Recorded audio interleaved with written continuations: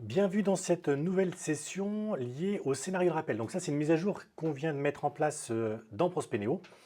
Et j'aimerais vous expliquer très rapidement, en gros, à quoi ça correspond. Donc, vous connaissez déjà les rappels. Alors, je vais vous montrer un petit peu plus mon écran.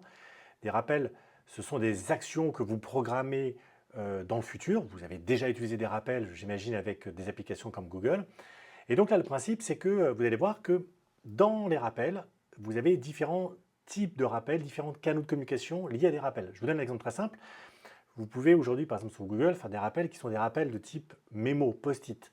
Là, en l'occurrence ici, ce sont des rappels qui vont engendrer des actions bien spécifiques. Par exemple, vous allez pouvoir créer un rappel et envoyer un email. Vous allez pouvoir créer un rappel, envoyer un SMS. Vous allez pouvoir créer un rappel pour dire qu'il faut téléphoner à cette personne. Voilà.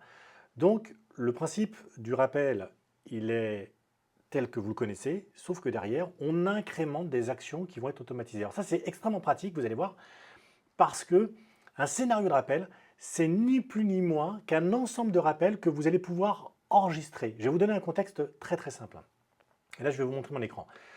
Par exemple, dans le cas d'un prospect que vous rencontrez sur le terrain, vous allez décider de faire un certain nombre de choses. Par exemple, je vais lui envoyer un email parce que, je ne sais pas, voilà, j'ai créé un livre blanc et donc ce qu'on appelle un lead magnet, par exemple sur l'Argus de mon secteur. Et donc là, ce que je vais faire, je vais donc demander donc à ce prospect de me donner son email et en échange, je vais faire en sorte, par exemple, de lui envoyer cet e-book par email. Mais je ne vais pas faire que ça parce que ce que je vais aussi faire, c'est que je vais lui envoyer dans la foulée, par exemple 2 heures après, un SMS pour lui confirmer justement que je viens de lui envoyer un email.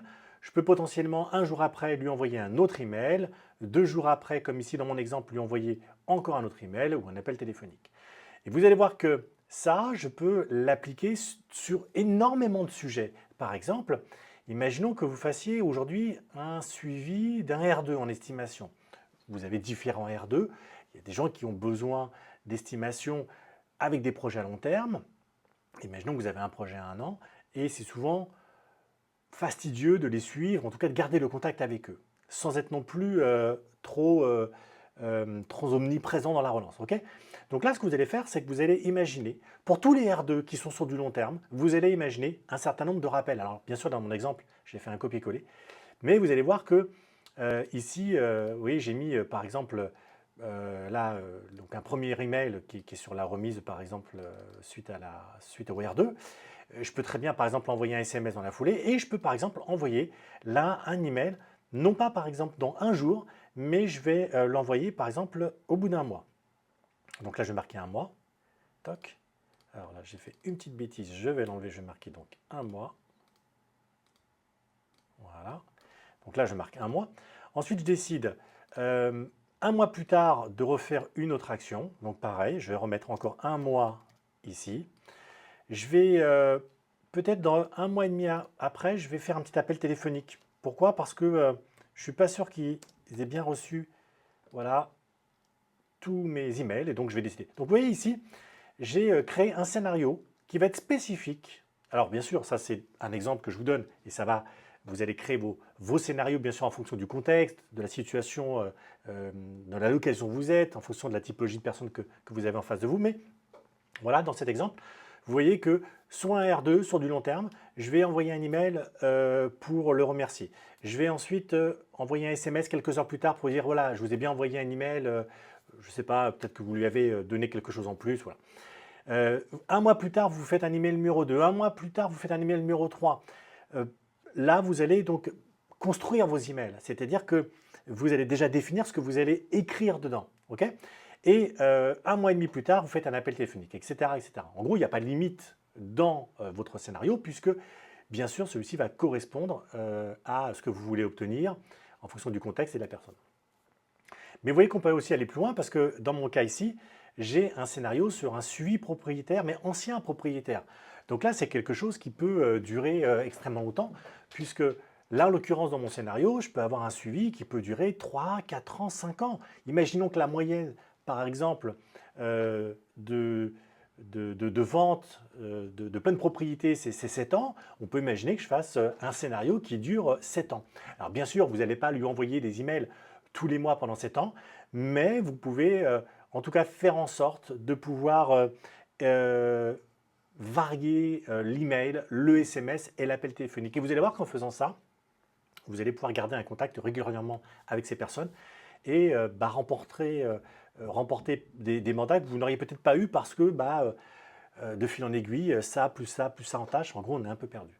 Alors l'autre avantage aussi que vous allez avoir par rapport au scénario, c'est que vous allez écrire le scénario pour l'ensemble de votre équipe. C'est-à-dire que votre équipe ne va pas se demander qu'est-ce que je vais mettre tel jour, qu'est-ce que je vais envoyer, est-ce que je vais faire des fautes d'orthographe, etc. Donc vous allez paramétrer tout ça. Et je vais vous montrer tout de suite dans Prospeneo. Et votre collaborateur, à chaque fois qu'il sera dans ce contexte-là, il va appeler le scénario qui va automatiquement s'appliquer sur son contact. OK? Voilà, donc je vous remonte rapidement les scénarios à l'ensemble de rappels. Je vais pouvoir les construire en amont. Je vais pouvoir mettre le contenu et qu'est-ce que ça engendre derrière. Est-ce que ça engendre un SMS, est-ce que ça engendre un email, un appel téléphonique. Et là, j'ai aucune limite. Je vais pouvoir créer un scénario spécifique en fonction de chacun de mes cibles. Maintenant, on va retourner dans Prospeneo. Je vous montre tout de suite ce que ça donne. Donc là, hop, on est dans Prospeneo. Là, je suis un peu grand. Je ne sais pas ce que j'ai fait. On va y arriver. Voilà. Je vais aller dans Configuration et ensuite, je vais aller dans Scénario de rappel. Dans Scénario de rappel, je vais faire créer un scénario. Là, je vais mettre un nom. Donc, je vais faire par exemple, comme tout à l'heure, suivi R2, estimation plus 6 mois. OK. Donc là, après, vous pouvez remettre un petit blabla ici. Voilà, je ne vais pas le faire. Là, ça correspond donc à des modules que je vais pouvoir affecter qu'à des contacts. OK. Je peux mettre une couleur. Voilà, je vais mettre cette couleur-là. Et je vais commencer maintenant à créer mes rappels. Donc, je fais ajouter un rappel. Et donc là, on va imaginer que j'envoie tout de suite un email pour voilà, les remercier. Donc là, je fais jour 0 et je mets la tâche le matin parce que je ne sais pas à quelle heure je vais les rencontrer. Donc en tout cas, je décide d'envoyer ça au minimum le matin. Là, je me mets un commentaire si je veux et je vais donc là, créer mon email. C'est ça l'intérêt, c'est que je vais pouvoir définir qu'est-ce que je veux mettre dedans. OK? Et donc là, je vais marquer merci pour votre accueil. Bon, là, hop, je vais aller rapide. Et puis, je vais mettre mon texte ici. Donc, je vais mettre monsieur. Alors là, vous allez voir que ce qui est top aussi, c'est que je ne vais pas me prendre la tête, c'est monsieur, madame, le prénom, etc. Puisque j'ai des variables ici qui vont se remplacer automatiquement. Donc, ce que je vais faire, c'est que je vais marquer ici, par exemple, civilité. Et je vais mettre donc monsieur, le prénom, et je vais mettre le nom. OK? Je vais mettre mon texte ici. Toc. Et ce que je vais faire, c'est que je vais ensuite signer avec la variable de qui appartient le contact. Pourquoi? Parce que dans une équipe, vous n'allez pas vous amuser à faire 40 emails en fonction de la signature de chacun de vos collaborateurs. On va prendre une variable pour ça et on va utiliser la signature automatiquement. Alors on peut mettre le prénom, le nom, moi je vais mettre la signature, voilà. Et donc ce qui va se passer, c'est que si ce contact tombe sur un des collaborateurs et que le scénario se met en place, ça va automatiquement être signé de sa signature à lui puisque le contact lui appartient. Ok, donc ça j'ai fait ça. Alors je vous laisserai vous amuser, on peut mettre du texte, on peut mettre des images, on peut mettre des liens, on peut mettre des pièces jointes, voilà, on peut faire beaucoup de choses. Ok, là je fais donc créer l'email et je vais maintenant créer mon rappel. Ok, maintenant qu'est-ce que je vais faire? Je vais doubler mon message d'un petit SMS. C'est pas plus mal parce que peut-être que je suis tombé en spam et voilà, j'aimerais pas tomber en spam. Donc là c'est pareil, ce que je vais faire c'est que je vais mettre toujours le même jour, donc je mets 0 jour. Et là je vais le mettre par exemple, voilà, pour éviter que ça fasse trop charronnière derrière, je vais le faire à midi. Donc voilà, mon email est censé partir à 9 h, enfin en tout cas va se déclencher à 9 h. Et le deuxième rappel qui s'en découle va se faire aussi ici. Ok, donc je ne vous ai pas montré tout à l'heure, mais vous voyez, quand vous créez un rappel, vous voyez qu'ici, on a assigné à propriétaire de la fiche. Donc ici, en faisant ça, si le scénario de rappel est mis en place par un de mes collaborateurs, automatiquement, les rappels vont être attribués à cette personne. Mais vous pourriez, voilà, par exemple, dire que ce scénario-là, par exemple, va être géré uniquement par telle personne, même si c'est sur un contact qui ne m'appartient pas, d'accord? Mais moi, ce que je fais par défaut, généralement, c'est que je mets propriétaire de la fiche, voilà, et je fais créer le rappel. Alors, pour l'instant, vous n'avez pas l'option, comme pour le mail, de pouvoir mettre le texte, mais ça va venir. En gros, vous aurez, je vais vous montrer tout à l'heure sur la partie mail un peu comment ça fonctionne. OK. Et vous allez voir que je vais pouvoir faire ça. Voilà, ici, je vais mettre, par exemple, bah là, un mois après, je vais mettre 2 mois après, je vais refaire un petit message, par exemple, pour leur dire bah, comment ça va.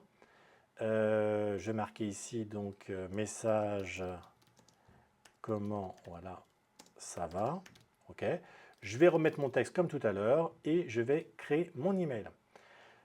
Je continue, c'est parti et je vais pouvoir faire ça. Voilà, je peux faire ça. Voilà, je peux passer un petit coup de téléphone. Voilà, peut-être 3 mois après la première tâche, je vais passer un petit coup de téléphone.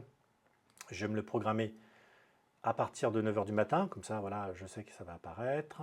Je fais 9 h du matin et je fais OK. Donc, vous voyez là, ici, j'ai créé pour l'instant 1, 2, 3, 4 appels.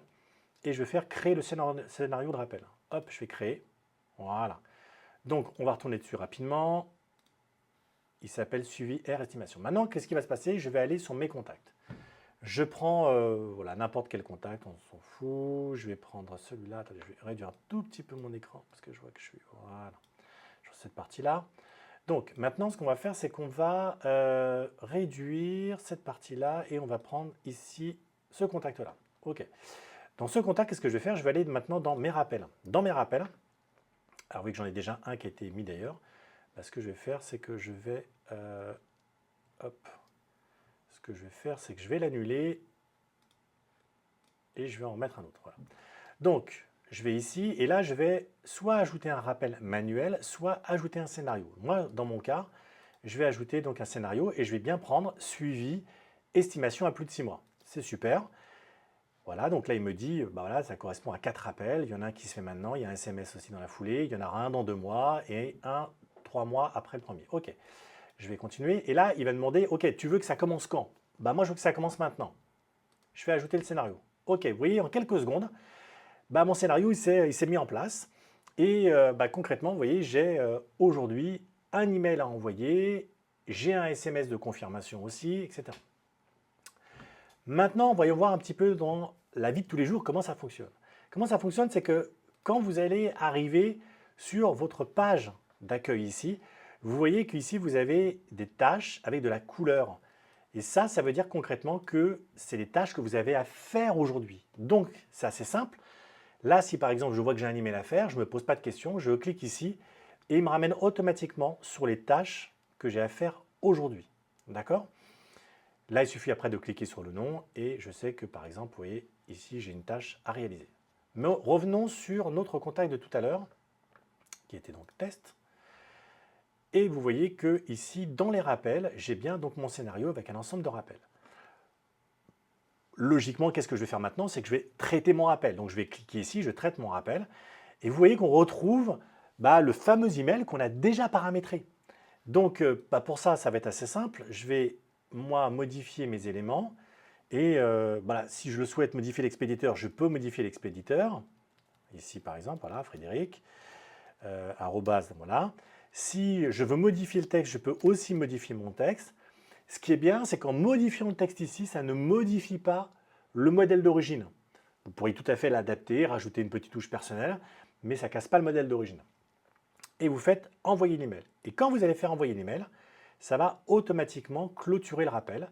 C'est-à-dire que vous allez voir que le rappel, il est passé de cette partie-là à l'activité. Et donc l'activité, c'est-à-dire que le mail est parti. Si vous voulez voir ce qui a été écrit dans le mail, il suffit de vous retourner ici et de valider, voilà, donc c'est bien ce qui a été écrit ici. Si maintenant je me suis trompé parce que voilà, je ne voulais pas le clôturer, il suffit de réouvrir ce rappel en faisant ça et le rappel va revenir sur l'interface. Voyons maintenant sur la partie SMS. Sur la partie SMS, vous avez une petite particularité, c'est que pour l'instant, vous avez ici un endroit pour les SMS. Donc là, pareil, je peux changer aussi, mais là, ça n'a pas d'intérêt. Vous avez un endroit pour mettre le téléphone de justement la personne qui expédie donc le SMS. Pour l'instant, c'est quelque chose qui est en cours de développement. Mais là, c'est pareil, vous allez pouvoir, comme sur l'email, mettre les éléments du SMS, bonjour, blablabla, et vous allez pouvoir créer le SMS et l'envoyer automatiquement. Voilà, je vous ai montré donc rapidement cette nouveauté qui est juste géniale parce qu'encore une fois, cette nouveauté, elle va vous permettre d'organiser tous les rappels de tous vos collaborateurs en fonction justement du profil et justement des messages que vous voulez faire passer en fonction du contexte où se trouve justement ce contact. Voilà, j'espère que vous en ferez bon usage. Si vous avez des questions, n'hésitez pas à nous les poser dans le groupe. Je vous dis à très bientôt.